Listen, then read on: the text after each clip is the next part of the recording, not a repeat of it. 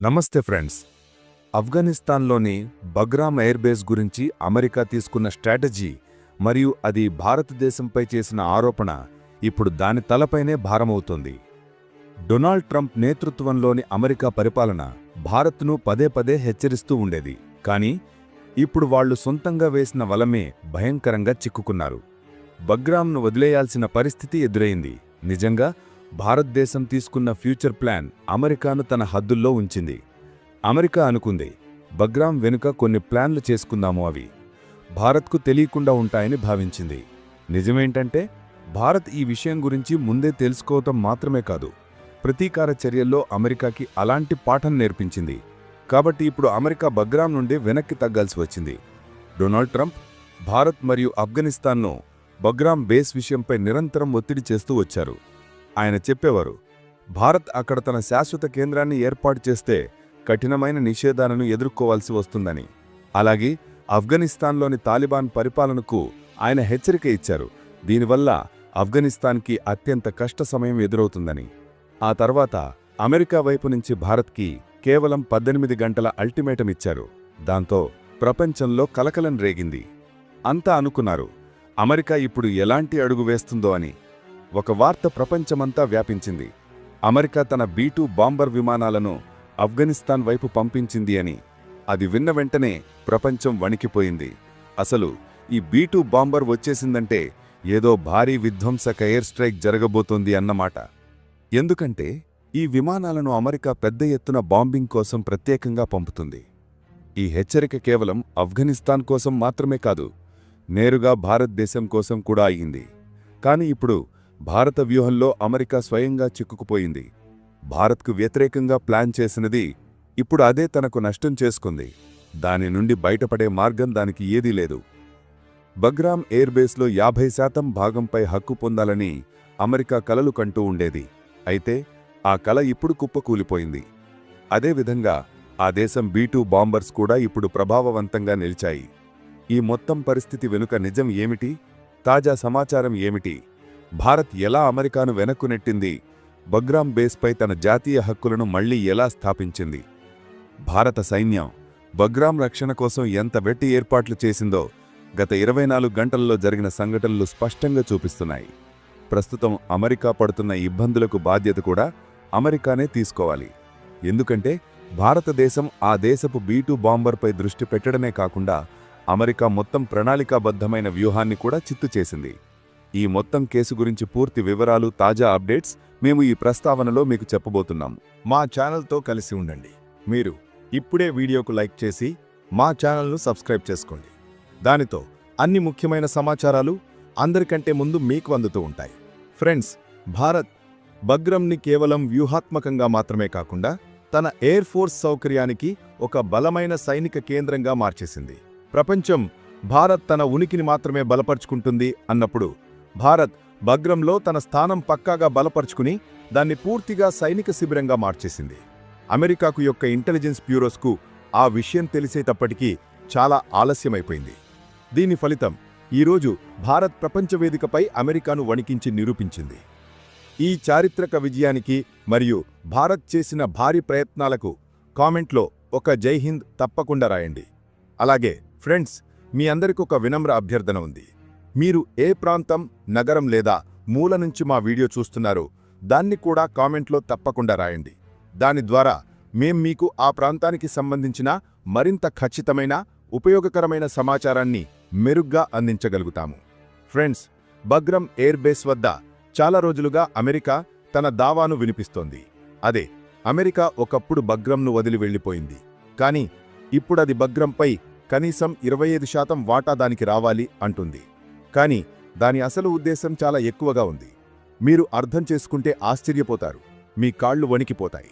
భారత్ ఆఫ్ఘనిస్తాన్లో తన స్థితి బలపరచడం, శాంతి స్థాపనలో సహకరించేందుకు ప్రయత్నిస్తున్నప్పుడు డొనాల్డ్ ట్రంప్ నేతృత్వంలో ఉన్న అమెరికా ఇతర దేశాలతో కలిసి ఆ శాంతి ప్రక్రియను విఫలం చేసే ఒక ప్లాన్ను తయారు చేస్తుంది.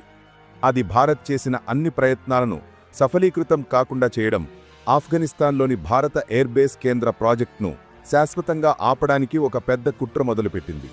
ఈ కుట్రలో అమెరికా మాత్రమే కాదు, సౌదీ అరేబియా మరియు టర్కీ వంటి దేశాలు కూడా భాగస్వామ్యంగా ఉన్నాయి. సౌదీ అరేబియా మరియు టర్కీ ఇప్పటికే భారతదేశంపై శత్రుత్వ భావనతో ఉన్నాయి. అలాగే ప్రస్తుత అమెరికన్ నాయకుడు డొనాల్డ్ ట్రంప్ కూడా భారతదేశంతో స్నేహపూర్వక సంబంధాలకు దూరంగా ఉన్నారు. ఇలాంటి పరిస్థితుల్లో ఈ మూడు దేశాల కలయిక భారతదేశం మీద చర్యలు తీసుకోవాలని ప్రయత్నిస్తున్నాయి. కానీ భారతదేశం కూడా వెనుకడుగు వేయలేదు. భారతదేశం గొప్ప డిప్లొమసీని చూపించింది. అది ఇంతకుముందు ఎప్పుడూ చూపించలేదు. ప్రపంచం అనుకుంది భారత్ ఆఫ్ఘనిస్తాన్ యొక్క బగ్రంలో ఒంటరిగా ఉంటుందని, దానికి వేరే పార్ట్నర్ ఎవరూ ఉండరని, అమెరికా దాని వెనక పడిపోతుందని. కానీ జరిగినది చూసి ప్రపంచం మొత్తం ఆశ్చర్యపోయిపోయింది.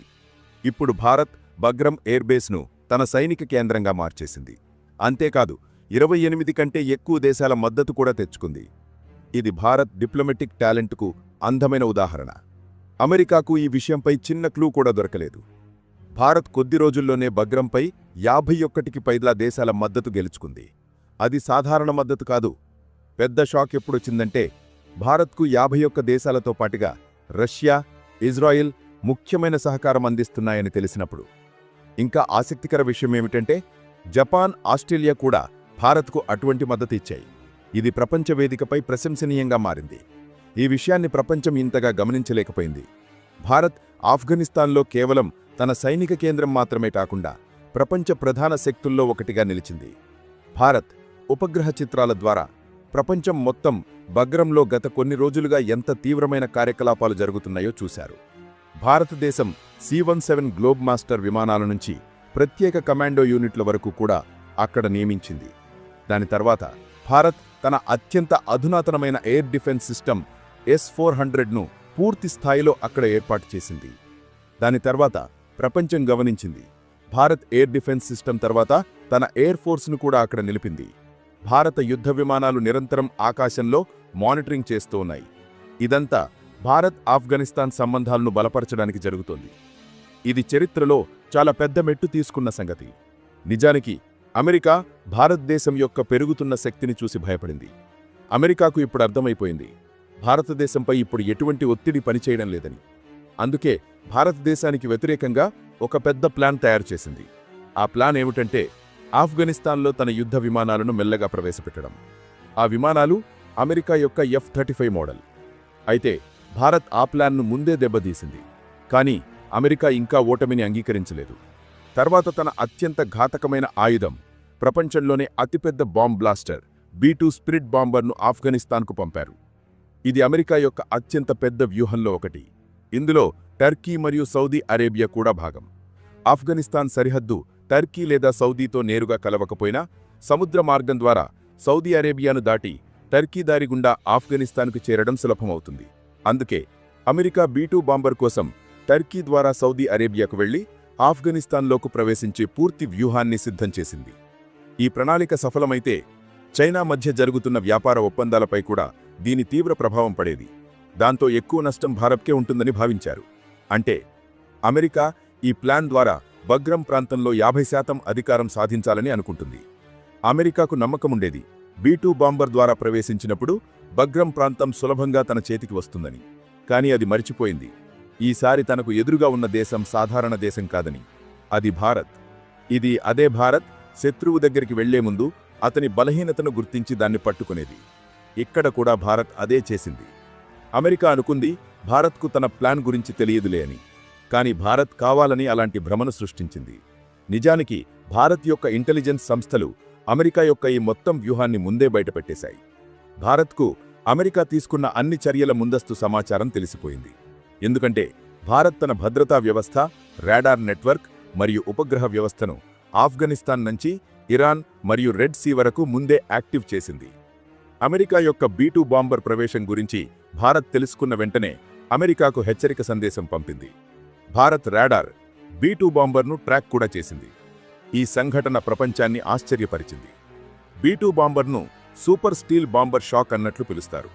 దీన్ని ఇప్పటివరకు ఎలాంటి రాడార్ కూడా పట్టుకోలేదు.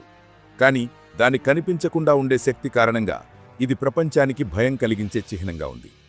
కానీ ఇప్పుడు భారత్ దీన్ని ట్రాక్ చేసిన వెంటనే అమెరికాకు అర్థమైంది భారత్తో ఇక్కడ పోటీ పడ్డం చాలా ప్రమాదకరమని. దాంతో అమెరికా ఇప్పుడు కొత్త స్టెప్ తీసుకోబోతోంది. డొనాల్డ్ ట్రంప్ నాయకత్వంలో అమెరికా తన సైన్యాన్ని బగ్రాంలోకి మళ్లీ దించే ప్రిపరేషన్స్ మొదలుపెట్టింది. అమెరికా ఇప్పుడు భారత్తో చర్చల స్థాయిలోకి రావాలని కోరుకుంటోంది. ఇప్పుడు వరకు భారత్ను బెదిరిస్తూ వచ్చినవారు ఇప్పుడు భారత్ బగ్రాం యొక్క 50% భాగాన్ని అమెరికాకు అప్పగించమని కోరుతున్నారు. ఎందుకంటే అమెరికా ఇక్కడ కేవలం సైనిక ప్రాధాన్యత పెంచడం మాత్రమే కాకుండా మిడిల్ ఈస్ట్ నుండి ఆఫ్రికా మరియు వెస్టర్న్ ప్రాంతాల వరకు తన ప్రభావాన్ని విస్తరించడానికి ప్రయత్నిస్తోంది. అమెరికా తన నియంత్రణను విస్తరించాలి అని అనుకుంటోంది. అమెరికా ప్రధానంగా భారత్ మరియు చైనానే లక్ష్యంగా పెట్టుకుంది. సౌత్ ఈస్ట్ ఏషియాలో ఈ ఇద్దరిని కబ్జా చేసుకోవాలని అమెరికా ఎప్పుడూ ఆసక్తిగా ఉంది. దానివల్ల తన ప్రభుత్వం బలంగా నిలిచిపోతుంది. భారత్కు పెరుగుతున్న శక్తి బగ్రాం ఎయిర్ బేస్ను అమెరికాకు నిస్సహాయంగా మార్చేసింది. భారత్ బగ్రాంను తన శాశ్వత స్థావరంగా చేసుకుంటే అది అమెరికాకు పెద్ద నష్టమే. ఎందుకంటే అలా అయితే భారత్ మిడిల్ ఈస్ట్లో తన స్థితిని గట్టిపరుస్తుంది. అలాగే చైనా, పాకిస్తాన్ వంటి ప్రత్యర్థులపై పూర్తిగా దృష్టి పెట్టి వాటిపై నియంత్రణ సాధిస్తుంది. అందుకే అమెరికా మరియు చైనా ముందు ఇంతకుముందు ఎదురెదురుగా పోటీపడేవారు. ఇప్పుడు భారత్కు వ్యతిరేకంగా ఒకటిగా కనిపిస్తున్నారు. అమెరికా చైనా మధ్య ఒక ఉన్నత స్థాయి సమావేశం జరగబోతోంది. అధికారికంగా దీన్ని వ్యాపార ఒప్పందం లేదా విధించిన పన్నుల గురించి చర్చ అని చెబుతుంటారు. కానీ నిజానికి అది కొన్ని అమూల్యమైన ఖనిజాల వ్యాపారం. బగ్రాంలో భారత స్థితి బలపడుతున్నందుకు రెండు దేశాలు కలిసి భయపడుతున్న విషయం మీద మాట్లాడటానికి ఇద్దరూ కలిసి భారత్కి వ్యతిరేకంగా ప్లాన్ చేసుకుంటున్నారట. అయినప్పటికీ భారత్ స్పష్టం చేసింది, బగ్రాంలో తన సైన్య అప్రమత్తతను కొనసాగిస్తూనే ఉంటుంది. మరోవైపు అమెరికా తన పారా కమాండోలను నియమించేందుకు ప్లాన్ చేసుకుంటోంది. డొనాల్డ్ ట్రంప్ చెప్పేదేంటంటే భారత్కు కేవలం 18 గంటల సమయం ఇచ్చారు. ఇది కేవలం హెచ్చరికే కాదు, బగ్రాం ఎయిర్ బేస్పై అమెరికా విమానాలు, సైనికులు దిగేందుకు అనుమతి కూడా. ఇప్పుడు మీరు ఆలోచించండి, బగ్రాం ఎయిర్ బేస్ని అమెరికా ఒకప్పుడు వదిలేసి తన సైన్యం తిరిగి రాదు అంది. కానీ ఇప్పుడు భారతదేశం బలమైన మునికి వల్ల అదే అమెరికా భారత్ని అనుమతి కోరుతోంది. దీని ద్వారా స్పష్టమవుతుంది, భారతదేశం యొక్క పెరుగుతున్న ప్రాధాన్యత, సామర్థ్యం అమెరికాను ఒప్పించడమే కాకుండా అతడికి సమానమైన సవాళ్లను ఎదుర్కొనే పరిస్థితిని సృష్టిస్తోంది. మీకు ఏమనిపిస్తుంది? అమెరికా ఇప్పుడు తన ఈ చర్యల నుండి వెనక్కి తగ్గుతుందా? బగ్రాంలో తన స్థితిని బలపరచడానికి చేస్తున్న ఈ ప్రయత్నాలను వదులుకుంటుందా? భారతదేశం ఏమి చేయాలి? అమెరికా డిమాండ్ని అంగీకరించి సంబంధాలను మెరుగుపరుచుకోవాలా, లేదా భారతదేశం ఆ డిమాండ్ని తిరస్కరించాలా? ఫ్రెండ్స్, ఈ అద్భుతమైన వార్త గురించి మీ అభిప్రాయం ఏమిటి? మీ ఆలోచనలు కామెంట్ బాక్స్లో తప్పకుండా పంచుకోండి. భారతానికి సంబంధించిన అంతర్జాతీయ వార్తలకు మా ఛానల్ను సబ్స్క్రైబ్ చేసి బెల్ ఐకాన్ను ఆల్కి సెట్ చేయడం మర్చిపోకండి. అప్పటి వరకు మీకు మరియు మీ కుటుంబానికి జాగ్రత్త తీసుకోండి. జై హింద్, జై భారత్.